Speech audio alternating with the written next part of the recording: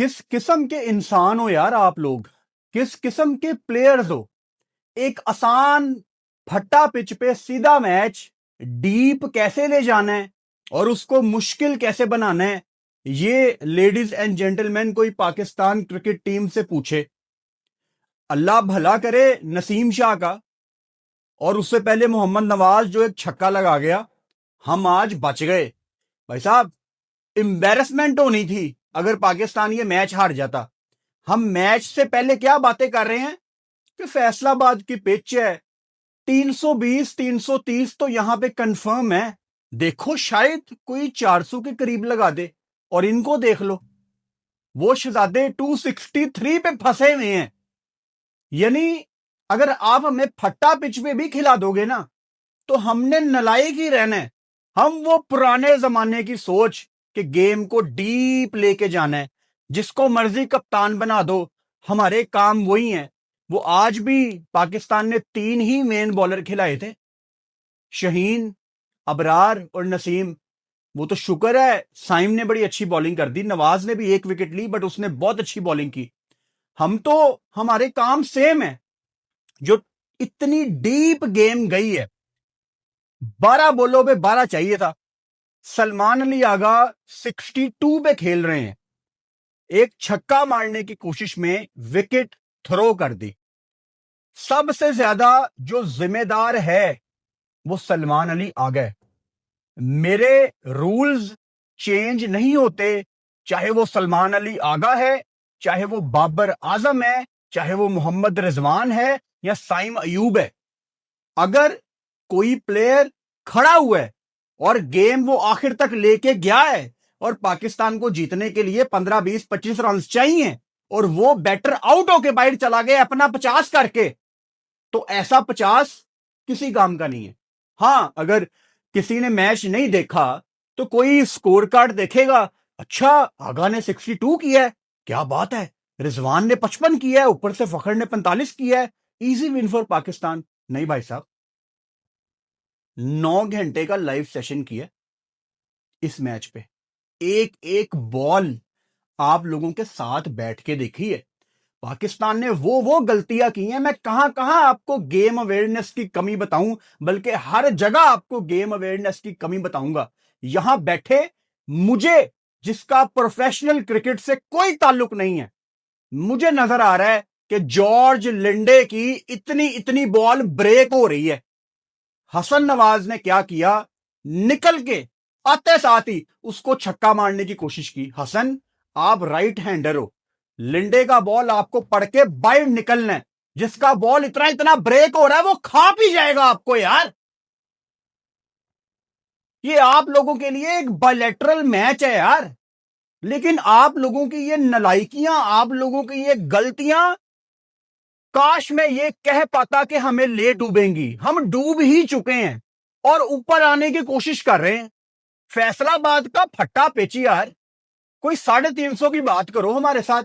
आपको तो दूसरी टीम 250 लगाए बोर्ड पे, आप तो लेट जाते हैं उसके आगे। क्या जरूरत थी गेम को इतना डीप ले जाने की। सलमान अली आगा, मैं 60 बॉलों पे 60 चाहिए तब से बात कर रहा हूं कि इसको राना बॉल वाला टोटल ना बनाओ। असि पाकिस्तान टीम है गए हैं, साडा कोई भरोसा नहीं। लेकिन भाई साहब नहीं, हमने गेम को डीप ले जाना है। वो विराट कोहली की मुझे एक एग्जांपल हमेशा याद आती है। विराट कोहली कहता था कि अगर मैं आखिर में गेम चली गई है तो मैं लास्ट ओवर को कंसीडर ही नहीं करता था, मैं सेकंड लास्ट ओवर को मानता था कि ये लास्ट ओवर है, मार्जिन आपके कंट्रोल में आ जाता है। ये आखिरी मोमेंट तक गेम को लेके जाते हैं। ऐसी क्या टेंशन है आपको। मैं मानता हूं कि मोहम्मद रिजवान और सलमान अली अगा की बड़ी क्रूशल पार्टनरशिप थी। ऊपर से 3 विकेटें गिरने के बाद 15 मिनट में आपकी 3 विकेटें गिरी हैं। साइम, फखर एंड बाबर आजम, उन पे भी अभी हम आएंगे। जो इंपॉर्टेंट पार्टनरशिप इन्होंने लगाई है, मैं उनसे क्रेडिट नहीं ले रहा। लेकिन जब रिजवान ऊपर से 55 करके गंदा शॉट मार के आउट हो गया, आगा के ऊपर पूरी रिस्पॉन्सिबिलिटी थी। सलमान अली आगा, अब आप टीम के कप्तान हैं T20 में, you are a senior campaigner. आपको गेम फिनिश करके आनी है। पाकिस्तान में लोग 50 तो करते रहे हैं, पाकिस्तान में लोग गेम फिनिश नहीं करते। साउथ अफ्रीका ने 3 डेब्यू कराए थे। फैसल अकरम गेम नहीं खेला। वो मेरे मुंह से निकलने लगा था कि सलमान अली आगा अपने बच्चों को इंस्पायर करना है। केड़े बच्चे, केड़े बच्चे, हम यहां पे बना ही किसको रहे हैं। चलो खैर, पाकिस्तान 2 बॉलें पहले ये मैच जीता है, तो शुरू से शुरू करते हैं। बहुत कुछ है डिस्कस करने के लिए, ज्यादातर चीजें इनके अगेंस्ट ही जानी है, बट जो है वो यही है भाई साहब। I am raw, I am natural. मैं कोई जबरदस्ती यहां पे किसी की ना कभी तारीफ की है ना करूंगा।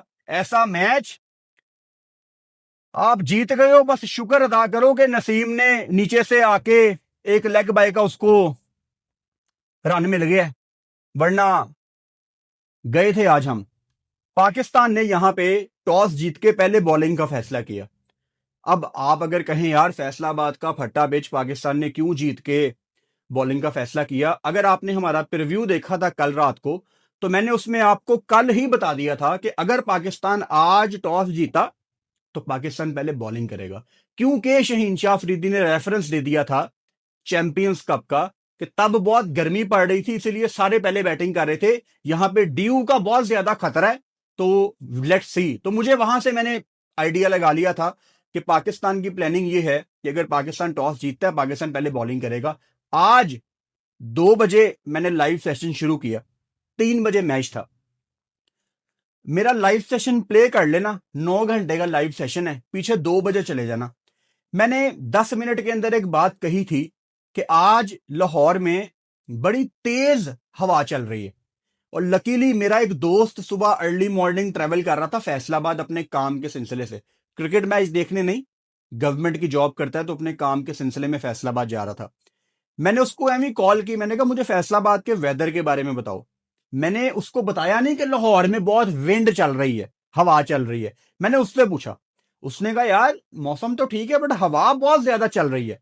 अच्छा, अब टेक्निकली मैंने उससे ये क्यों पूछा, क्योंकि मुझे पता था कि अगर फैसलाबाद में विंडी वेदर हुआ तो ड्यू गेम से आउट हो जाएगी। एंड गेस व्हाट, पाकिस्तान को यह बात नहीं पता था। मैं जो कभी प्रोफेशनल लेवल पे क्रिकेट नहीं खेला, मुझे अगर थोड़ी सी नॉलेज है क्रिकेट की, थोड़ी सी भी क्या है ही नहीं है यार, मुझे पता है कि सुबह 6 बजे से पंजाब के इस हिस्से में तेज हवाएं चल रही हैं, शाम को यहां पे ड्यू नहीं पड़ सकती, पॉसिबल ही नहीं है। पाकिस्तान ने टॉस जीता, ड्यू के खतरे से पाकिस्तान ने पहले बॉलिंग की, तो मैं वहीं पे दिमाग में सोच के बैठ गया था कि यार अगर मुझे पता है कि ड्यू नहीं आएगी, लेकिन चलो शायद आ जाए, शायद मैं गलत साबित हो जाऊं, लेकिन टेक्निकली आई वाज राइट कि यहां पे ड्यू नहीं आनी थी। 1% ड्यू नहीं आई। इसका रेफरेंस शहीन शाह अफरीदी को लेटर ऑन गेम में उसने कोई 3 बॉलें रिवर्स स्विंग की हैं, और टेक्निकली जब ड्यू पड़ती है तो रिवर्स स्विंग नहीं हो सकती, 0.0% चांसेस है। और अगर शहीन की रिवर्स स्विंग हो रही थी तो उसका मतलब है भाई साहब देयर वाज नो ड्यू। तो पाकिस्तान का टॉस का फैसला इनको रिवाइज करना चाहिए था, क्योंकि था तो ये फट्टा विकेट। आपने अगर यहां पे बॉलिंग की तो सिर्फ इसलिए की कि यार ड्यू पड़ेगी, तो अगर हवाएं चल रही हैं तो कौन बताएगा यार इनको। माइक हेसन न्यूजीलैंड का बंदा है, मतलब इनके डगआउट में काबिल लोग बैठे भी हुए हैं, लेकिन नहीं यार, दिमाग इस्तेमाल नहीं होता। एनीवेज, पाकिस्तान ने जो वेस्ट इंडीज के अगेंस्ट अपनी सीरीज हारी थी, उसमें आप वही गलतियां कर रहे थे। आप 3 बॉलर्स के साथ जा रहे थे। अब कप्तान आगा को बनाओ, रिजवान को बनाओ, शहीन को बनाओ, कुछ चेंज नहीं हुआ। पाकिस्तान आज भी 3 बॉलर्स के साथ गया था। मैं फुल टाइम बॉलर्स की बात कर रहा हूं। और आपको अगर लग रहा है, क्योंकि यहां पे पाकिस्तान में चढ़ते सूरज को बहुत ज्यादा सलाम होता है, लोग रियलिटी से दूर भाग जाते हैं, अगर आपको लग रहा है कि यार आज तो साइम अयूब ने बड़ी अच्छी बॉलिंग की है तो इसलिए हम बात नहीं करेंगे, तो मैं आपको याद करवा देता हूं कि आगा को भी 3 ओवर में 30 पड़ा है, 10 की इकॉनमी है। साइम अयूब लकी था कि उसने आज विकेटें ली हैं, अच्छी बॉलिंग की है, मैं उससे क्रेडिट नहीं ले रहा। लेकिन ऐसा क्यों है कि आपको हर मैच में ना रिस्क लेके जाना है कि यार हम तो 3 बॉलर्स के साथ जाएंगे। यार वनडे क्रिकेट 50 ओवर की क्रिकेट है, अपने कम से कम 40 ओवर सिक्योर करो। चौथा बॉलर यहां फैसल अकरम खिलाते या वसीम जूनियर खिलाते, 4 बॉलर आपके होने चाहिए थे। 5वीं ऑप्शन आपके पास नवाज की भी है, आगा की भी है, साइम की भी है। आप इनको 2-2 3-3 भी कराओ, आपका कोटा पूरा हो जाता है। लेकिन पाकिस्तान, अगर आप इस स्ट्रेटजी के साथ इंग्लैंड, इंडिया, न्यूजीलैंड या ऑस्ट्रेलिया के आगे जाओगे ना, मैंने कल भी बोला था, वो आपको मारेंगे कम और घसीटेंगे ज्यादा। तो कप्तान शहीन हो या आगा हो, कोई फर्क नहीं पड़ता। या इवन रिजवान भी जब कप्तान था तो यही हरकतें होती थी। इसका मतलब क्या है कि ये फैसले जो हो रहे हैं, ये फैसले आ रहे हैं आकिब जवेद की तरफ से, जो माइक हेसन को बताते हैं कि आपने ये करना है, और माइक हेसन एक कठपुतली बना हुआ है। क्लियरली मैं तो बता रहा हूं, माइक हेसन का सैंपल साइज सामने आता जा रहा है। और कहां है वो लोग कि शहीन शाह अफरीदी अग्रेसिव पीएसएल कप्तान। मैंने आपको कल कहा था, मुझे इस सीरीज में पता लग जाएगा कि शहीन शाह अफरीदी कितना अग्रेसिव है तो वो फास्ट बॉलर, उसने तो अग्रेसिव होना ही होना है। तो खिलाता 4 बॉलर। भाई साहब, यहां पे साइम अयूब का बॉल टर्न हो रहा था बाद में जाके, स्पेशली मोहम्मद नवाज का पाकिस्तान की टीम में सबसे ज्यादा बॉल टर्न हुआ। अगर आप नवाज के फिगर्स देखो, आपको यार उसने तो एक ही विकेट ली है, लेकिन आज अगर आपने बॉल बाय बॉल मैच देखा है, जो सबसे अच्छी बॉलिंग की है वो बाद में जाके नवाज ने की है। शुरू में उसको वो चार्ज कर रहे थे, लेकिन नवाज ने उसके बाद काफी अच्छी स्पिन की है बॉल। तो अगर नवाज इतना ब्रेक कर रहा था, आपको क्यों पिच पढ़नी नहीं आती? आप मतलब पाकिस्तान में एक डोमेस्टिक में बात की जाती है कि स्पिनर्स में अगर सबसे ज्यादा किसी का बॉल टर्न होता है ना, तो वो फैसल अकरम है। और वो नहीं खेल रहा था। क्यों खेलेगा फैसल अकरम? साउथ अफ्रीका पागल है यार, उन्होंने 3 डेब्यू करा दिए इस मैच में। हम क्यों किसी बच्चे को यहां पे चांस देंगे? इनका एजेंडा है ही नहीं टीम बनाने का। वो टॉस में अरूज मुमताज ने पूछा शहीन से, is there any new face? Shaheen कहता नो, ओल्ड फेसेस। पाकिस्तान को जो शुरू में कुट लगनी शुरू हुई है, क्विंटन डिकॉक जो कि इंटरनेशनल क्रिकेट में कम बैक कर रहे हैं, उन्होंने भी 63 किया। लेकिन प्रिटोरियस जो डेब्यू कर रहे थे, उन्होंने प्रॉपर शुरुआत की। मतलब एक टाइम पे मुझे याद है कोई 13-14 ओवर हुए थे, और क्विंटन डिकॉक ने मेरा ख्याल है कोई 12-13-15 बॉल्स खेली थी। जो मेन चार्ज था वो प्रिटोरियस कर रहा था। अगले ने मतलब ठीक ठाक आपको मारा, उसने 7 चौके 1 छक्का लगाया। वो तो शुक्र है कि उसको साइम अयूब ने आउट कर दिया, वरना वो आज शहजादा 100 के मूड में था।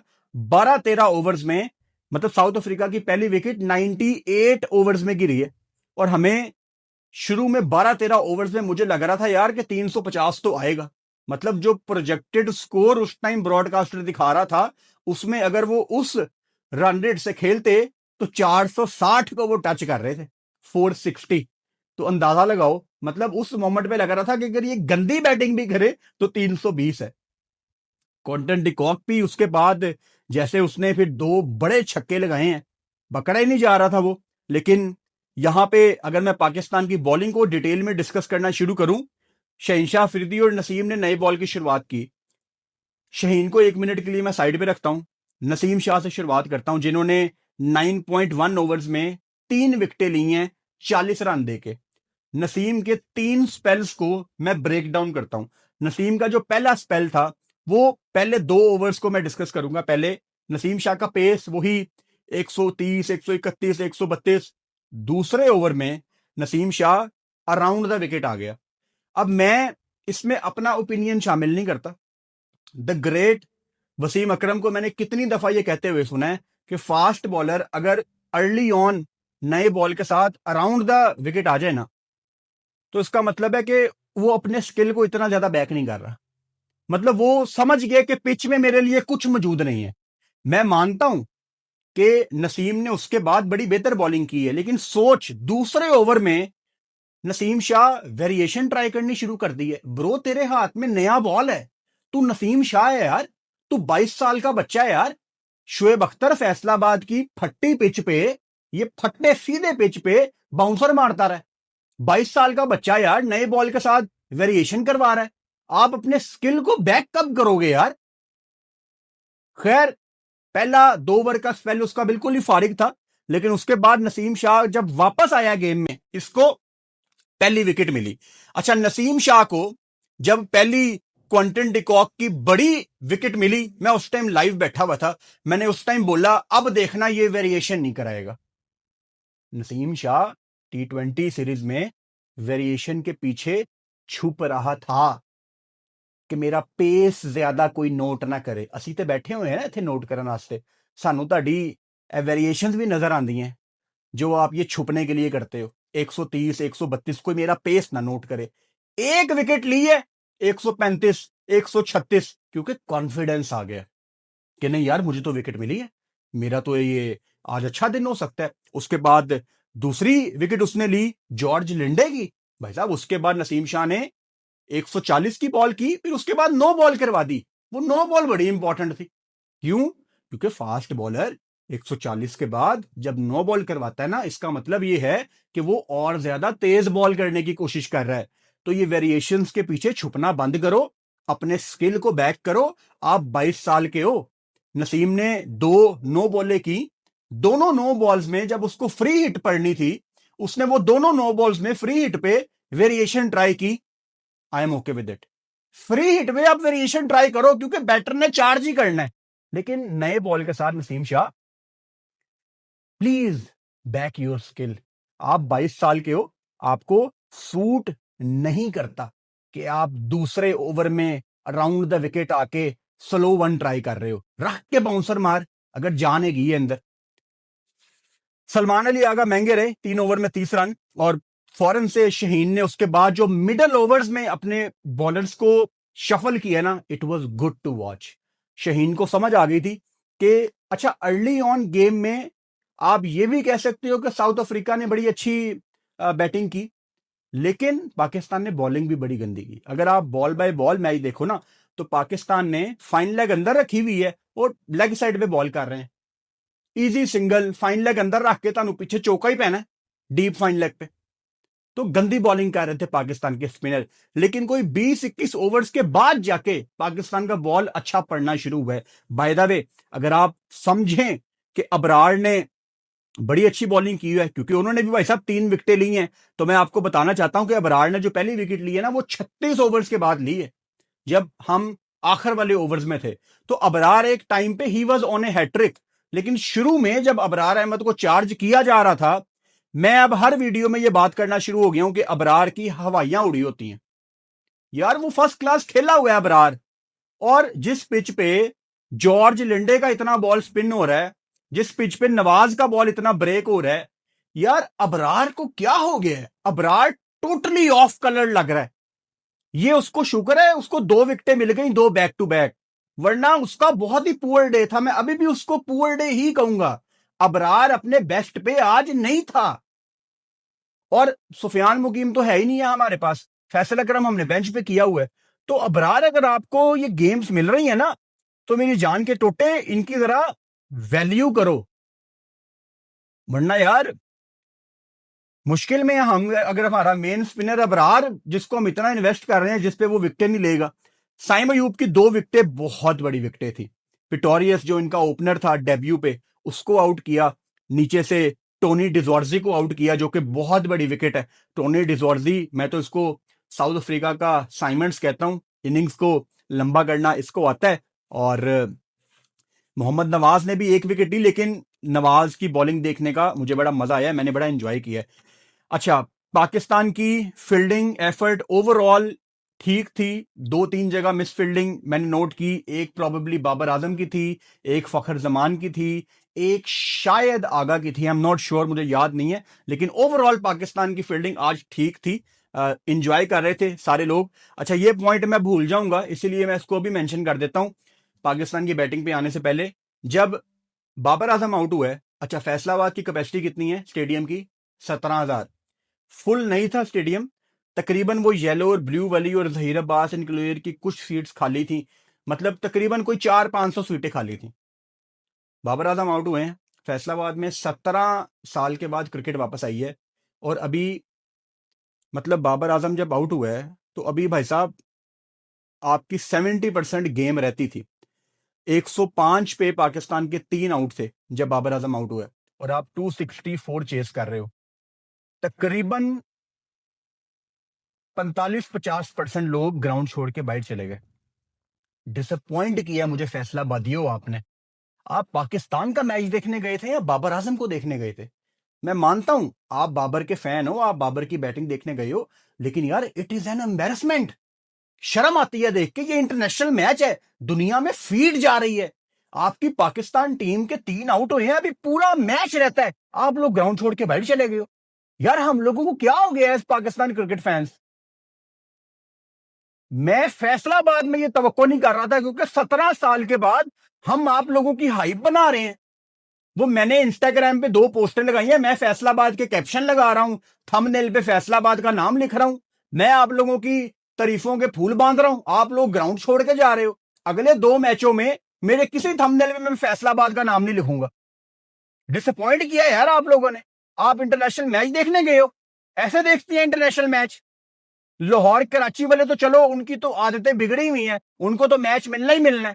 आपको ओके सोके होके 3 मैच मिले हैं, उसमें आपको पाकिस्तान की परवाह नहीं है यार। कोई फैसलाबाद का नाम नहीं लिखा जाएगा अब किसी थंबनेल में। एनीवेज, पाकिस्तान की जी जब बैटिंग आई मिड इनिंग्स में, मुझे 1% भी, मैंने लाइव में भी ये बात की, मुझे 1%, 1 मिनट के लिए ये नहीं लगा कि पाकिस्तान ये मैच हारेगा। जब 11 बॉलों पे 11 चाहिए था, तब जाके मैं थोड़ा सा टेंशन में आया हूं। 1 सेकंड के लिए भी मुझे नहीं लगा। पाकिस्तान की बैटिंग पे फखर जमान ऑब्वियसली अच्छे टच में दिख रहे थे, 2 छक्के भी उन्होंने लगाए, पाकिस्तान ने अच्छा स्टार्ट प्रोवाइड किया।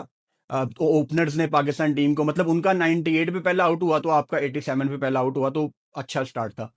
पाकिस्तान की जो पहली विकेट थी वो साइम अयूब की थी, और साइम अयूब 39 रन करके आउट हो गए। फरेरा ने विकेट लेनी थी, वो बड़ी देर से प्रेशर बना रहा था, खिचियां मारता है, तेज बॉल करता है। तो साइम अयूब जो कि पिछले मैच में T20 में डक में आउट हुए थे, फॉर्मेट डिफरेंट है लेकिन हमें साइम की फॉर्म से मतलब है, तो साइम ने कट में एक बड़ा अच्छा चौका लगाया, तो फॉर्म तो उसकी है। जो मेरे माइंड में एक हल्का सा डाउट था ना कि पता नहीं इसका वो फ्लूक तो नहीं था, फ्लूक नहीं था उसका, साइम अयूब फॉर्म में है, और उसने जो शॉट मारा है, मुझे उससे आइडिया हो गया था कि बॉल इसका बल्ले पे अच्छा मिडल हो रहा है।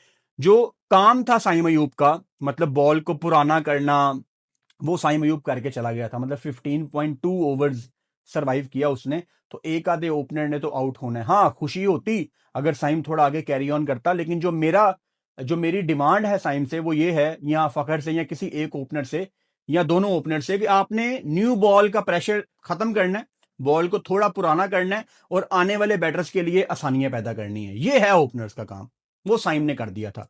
उसके बाद 1 डाउन आते हैं बाबर आजम। बाबर आजम को आप ये भी कह सकते हैं, एक तो आज फिर उनको, मतलब स्पिनर ने आउट किया 14, जिसका हमने कभी नाम नहीं सुना था, वो बाबर आजम को LBW आउट कर गया। एक तो आप ये कह सकते हो कि बॉल काफी नीचे रहा, मैं मानता हूं, लेकिन अगर मैं टेक्निकली बात करूं तो बाबर आजम ने उस बॉल को गलत खेला। अगर बाबर आजम उस बॉल को स्क्वेयर लेग की तरफ खेलता, it was an easy single. और हमें नजर आ रहा है यहां पे कि हर दूसरा बॉल, तीसरा बॉल, चौथा बॉल यहां पे लो रह रहा है, तो एज ए बैटर बाबर को एक कदम आगे रहना है बॉलर से। आपको नहीं पता कि वो लेफ्ट आर्म स्पिनर है, वो अराउंड द विकेट आया हुआ है, वो आपको लाएगा बैक फुट पे, क्योंकि उन्होंने काम किया हुआ है आपके ऊपर, आप चलती फिरती विकेट समझे जाते हो स्पिनर्स के अगेंस्ट। और साउथ अफ्रीका, मतलब वो लेते महाराज नहीं है ना, लेफ्ट आर्म स्पिनर हमें फंसाता है, तो आप कैसे उस पर आउट हो सकते हो यार? आप उसको स्क्वेयर लेग की तरफ खेलते, तो आपने बॉल गलत कमिट की। अब बाबर आजम ने लाहौर वाला मैच जितवाया, उनके क्रेडिट पे वो मैच है, लेकिन फैसलाबाद के अगले 2 मैचों में अगर बाबर आजम से मैं 100 डिमांड कर रहा हूं, तो यार मैं क्या कोई ज्यादती कर रहा हूं? आना चाहिए 100 अगले 2 मैचों में। लोग भी डिजर्व करते हैं आपका 100 देखना, कब से लोग इंतजार कर रहे हैं। मतलब अगर फैसलाबाद पे 100 नहीं ना आना, फिर पता नहीं कहां पे आना है। ऊपर से फरेरा ने फखर जमान को भी आउट किया, 45 रन की बारी, फखर ने अपना विकेट थ्रो किए। अब फर्क है साइम और फखर की विकेट में। फखर जमान को पता था कि यार विकेटें गिरी हुई हैं, मैंने ज्यादा यहाँ पे गंदा शॉट नहीं मारना। फखर ने उससे पहले भी एक छक्का लगा दिया था। फखर ने कदमों का इस्तेमाल करके सीधा सामने बाउंड्री पे 14 को ही कैच पकड़ा दिया। It was poor shot selection from Fakhar Zaman. आपके 15 मिनट के अंदर 3 आउट हो गए, फखर, साइम और बाबर। फिर पार्टनरशिप लगती है मोहम्मद रिजवान और सलमान अली आगा। मोहम्मद रिजवान के साथ इन्होंने ज्यादती की है, जो उनको कप्तान नहीं बनाया हुआ। एनीवेज उस पर हम बहुत बात कर चुके हैं। लेकिन मोहम्मद रिजवान और सलमान अली आगा टोटल इतना बड़ा नहीं था। तो मैं बड़ा ऑनेस्ट होकर बताऊंगा, मुझे गेम में 1 मिनट के लिए ये नहीं लगा कि ये बहुत ज्यादा बॉल्स ले रहे हैं, क्योंकि मुझे पता था ये आराम से जीतेंगे। जब रिजवान आउट हुआ है ना, तो आगा वहां पे उसकी ज्यादा जिम्मेदारी थी कि उसने अब ज्यादा बॉल्स खेली हुई हैं, उसने अपनी विकेट भी रोकनी थी और थोड़ा सा जो डिफरेंस था बॉलों का और रन्स का उसको भी कम करना था। लेकिन आगा सुकून से गेम को डीप ले जाता रहा। 12 बॉलें 12, 13 बॉलें 13।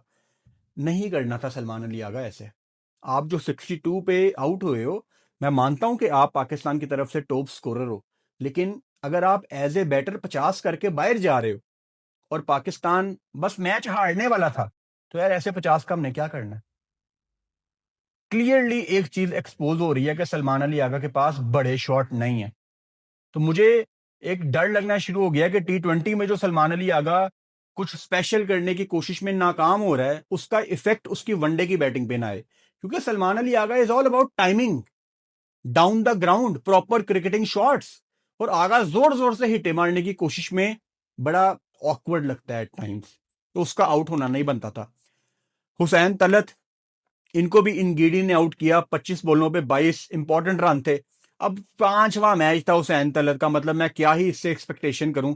ज्यादा जो जिम्मेदारी थी वो आगा की थी। लेकिन अच्छा लगता अगर हुसैन फिनिश करता। इसने अबू धाबी में फिनिश किया था।